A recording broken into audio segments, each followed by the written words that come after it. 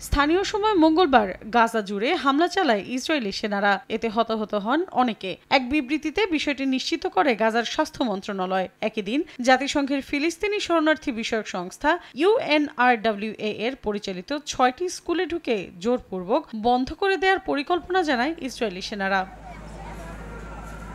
গাজায় মানবিক সহায়তা বন্টন নিয়ন্ত্রণে ইসরায়েলের নতুন প্রস্তাব প্রত্যাখ্যান করেছেন জাতিসংঘের মহাসচিব আন্তোনিও গুতেরেস। মঙ্গলবার এক সংবাদ সম্মেলনে তিনি বলেন, এ পরিকল্পনা বাস্তবায়িত হলে প্রতিটি আটার দানার হিসাব করে ত্রাণ সীমিত করা হবে, যা অগ্রহণযোগ্য। মানবিক নীতিমালা ও নিরপেক্ষতা মানা হয় না এমন কোনো ব্যবস্থায় জাতিসংঘ অংশ নেবে না বলেও স্পষ্ট বার্তা দেন তিনি। এর আগে গত সপ্তাহে জাতিসংঘ ও আন্তর্জাতিক ত্রাণ সংস্থার সঙ্গে বৈঠক করে গাজার জন্য একটি কাঠামোবদ্ধ পর্যবেক্ষণ ও সহায়তা প্রবেশ প্রক্রিয়ার প্রস্তাব দেয় ইসরায়েলের সামরিক সংস্থা কোগাট। তাদের দাবি, এই ব্যবস্থায় হামাসের হাতে ত্রাণ পৌঁছানো রোধ করবে।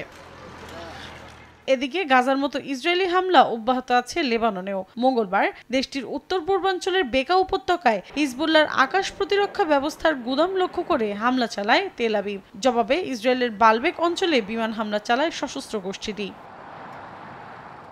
মৌসুমী সাথী, সময় সংবাদ।